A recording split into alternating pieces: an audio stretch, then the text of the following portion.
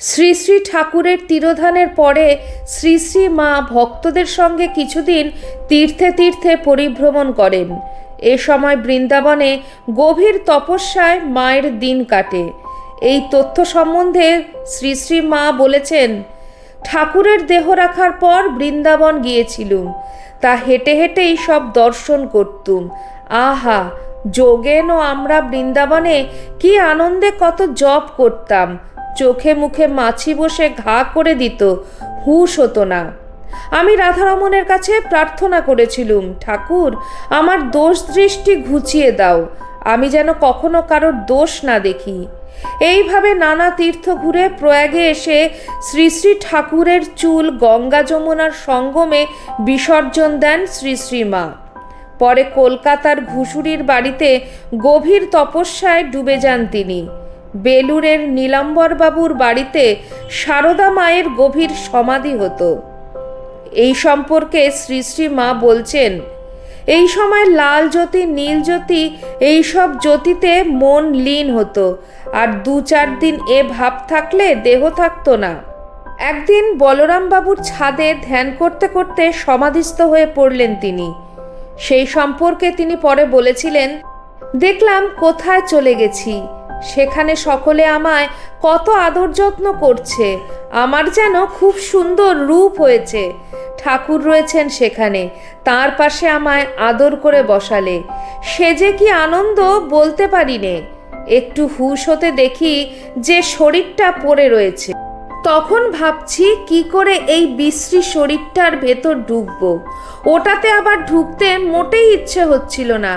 অনেক পরে তবে ওটাতে ঢুকতে পারলুম এবং দেহে হুঁশ এলো।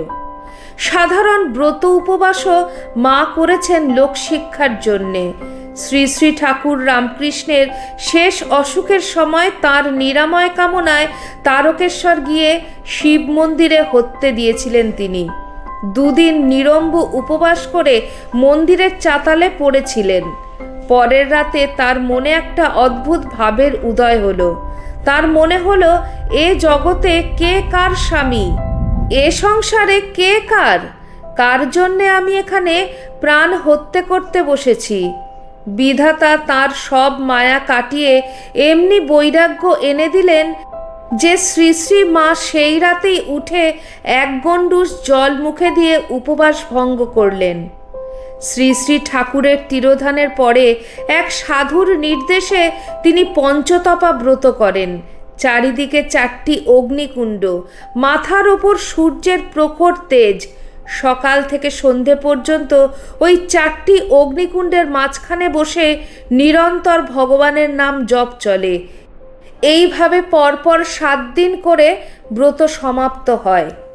আগুনে শরীর ঝলসে গেল, গায়ের রং পুড়ে কালো হলো। তপস্যার অহংকার ত্যাগও তপস্যা, হয়তো সবচেয়ে কঠিন তপস্যা। শ্রী শ্রী মা সেই তপস্যাতেও সিদ্ধা।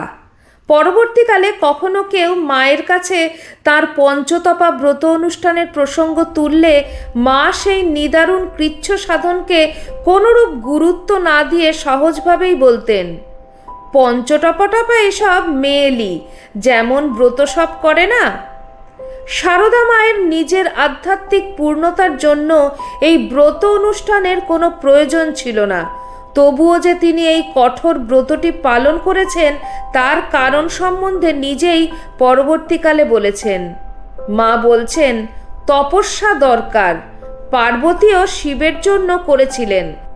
এইভাবে প্রচলিত প্রথায় তপস্যার জীবন দেখাবার জন্যই আজন্ম তপস্বিনী মা সারদা আনুষ্ঠানিকভাবে কৃচ্ছ সাধনের তপস্যাও করলেন। তারকেশ্বরের মন্দিরে হত্যে দেওয়া, পঞ্চতপা ব্রত পালন, এসব ঘটনার অন্তর্নিহিত তাৎপর্য এই যে শ্রী শ্রী মা লোক প্রচলিত রীতি, প্রথা ও সংস্কারকে উপেক্ষা করছেন না। ঠাকুরের মতো তিনিও কোনো কিছু ভাঙতে আসেননি। সব কিছুকেই মেনে নিয়ে সব কিছুর মধ্যে তিনি সামঞ্জস্য স্থাপন করেছেন। ঠাকুর বলেছিলেন, চেয়েও ছিলেন শ্রী শ্রী মা সকলকে জ্ঞান দেবেন। সেই জন্যই তো তাঁর আশা। ধীরে ধীরে ঠাকুরের কথাই সত্য হলো।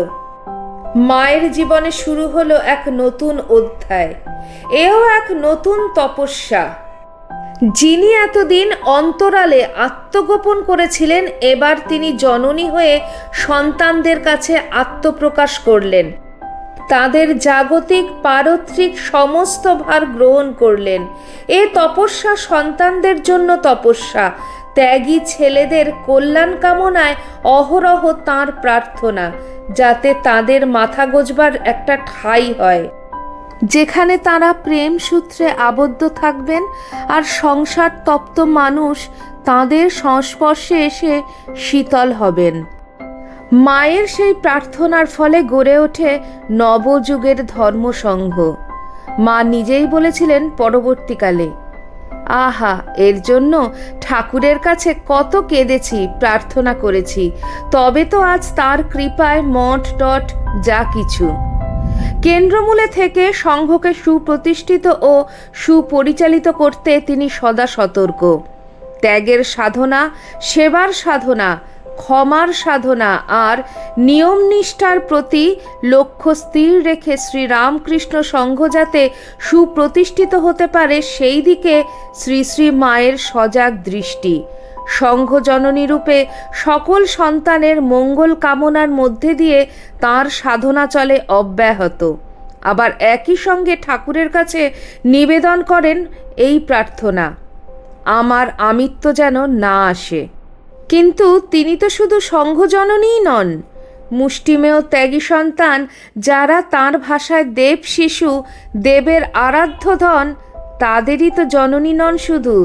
যারা ত্যাগ করতে পারেনি বা ত্যাগ করতে শেখেনি, তাদেরও তো তিনি জননী। তাই বিশ্বজননী হয়ে তিনি সব শরণাগতের ভার গ্রহণ করেছেন। সন্তানের সুখের জন্য, পরিতৃপ্তির জন্য যে কোনো শারীরিক কষ্ট তাঁর কাছে তুচ্ছ। লোক দেখানো নয়, স্বার্থ কলঙ্কিত নয়, নীরব স্নেহস্নিগ্ধ সেবা, কেবল লোক কল্যাণের জন্য সেবা। তাই এখন গুরুরূপে সকল সন্তানের সেবা করে চলেছেন। তাই তো সেবককে তিনি বলছেন, দুঃখী মানুষের ব্যথা কত, বড় হলে বুঝবি, তুই তো মানুষ। সন্তানের কল্যাণে, সন্তানের তৃপ্তিতে তাঁর তৃপ্তি। জাতি, ধর্ম, পাপী, পুণ্যবান নির্বিশেষে মানুষকে তিনি তার স্নেহাঞ্চলে আশ্রয় দিচ্ছেন। তিনি বলছেন, কে বলেছে তুমি হীনজাত? তুমি আমার ছেলে, ঘরে এসে বসো। আমরা তো ওই জন্যই এসেছি। আমরা যদি পাপ তাপ না নেব, হজম না করব, তবে কে করবে? পাপী তাপীদের ভার আর কারা সহ্য করবে? শরীর অসুস্থ হলেও রাত জেগে জপ করেছেন ছেলেদের ইহকাল পরকালের জন্য। মা বলছেন, তা যখন ভান নিয়েছি, তখন তাদের আমাকে দেখতে হবে তো, তাই রাত জেগে জপ করি। আবার ভাবি শরীরটা তো যাবেই, তবু এদের হোক। সকল সেবার মধ্যে শ্রেষ্ঠ সেবা জীবকে আধ্যাত্মিক জ্ঞান দান। শ্রী শ্রী মা দীর্ঘ প্রায় 34 বৎসর এই সেবাময় তপস্যায় নিজেকে তিলে তিলে উৎসর্গ করেছেন। সন্তানরা জন্ম জন্মান্তরের পাপ ঢেলে দেয় পবিত্রতা স্বরূপিণীর পায়ে। পা জ্বলে পুড়ে যায়, কখনো বা মনে হয় যেন বলতায় কামড়ে দিল। তবু করছেন, করেই চলেছেন সেবারূপ তপস্যা। এই তপস্যার বিরাম নেই, ফাঁক নেই। কথায় নয়, উপদেশে নয়, নিজের জীবন দিয়ে মা দেখালেন তপস্যা কাকে বলে। দেখালেন জীবনের প্রতিটি মুহূর্তই তপস্যা।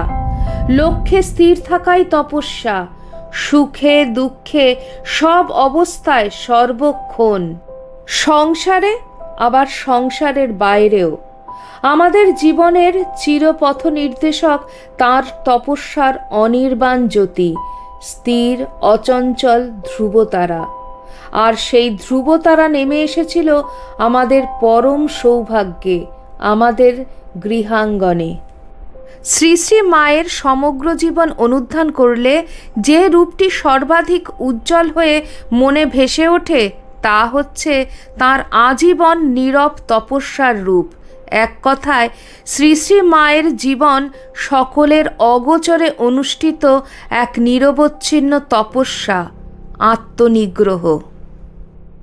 আজ আমার ভিডিওতে মায়ের এই নীরব তপস্যার রূপটি আপনাদের সামনে তুলে ধরলাম। আপনাদের কেমন লাগলো অবশ্যই কমেন্ট সেকশনে কমেন্ট করে জানাবেন। চ্যানেলের নতুন বন্ধুদের কাছে একান্ত অনুরোধ, চ্যানেলটি সাবস্ক্রাইব করে আমার পাশে থাকবেন, আর পাশে থাকা বেল আইকনটি অবশ্যই ক্লিক করে দেবেন, যাতে আমার পরবর্তী ভিডিওতে আপনার সঙ্গে আমার আবার দেখা হয়। আজ এই পর্যন্তই। সবাই ভালো থাকবেন, সুস্থ থাকবেন। আবার খুব শিগগিরই দেখা হচ্ছে আপনাদের সঙ্গে কোনো একটি নতুন ভিডিওতে। জয় ঠাকুর, জয় মা, জয় স্বামীজি।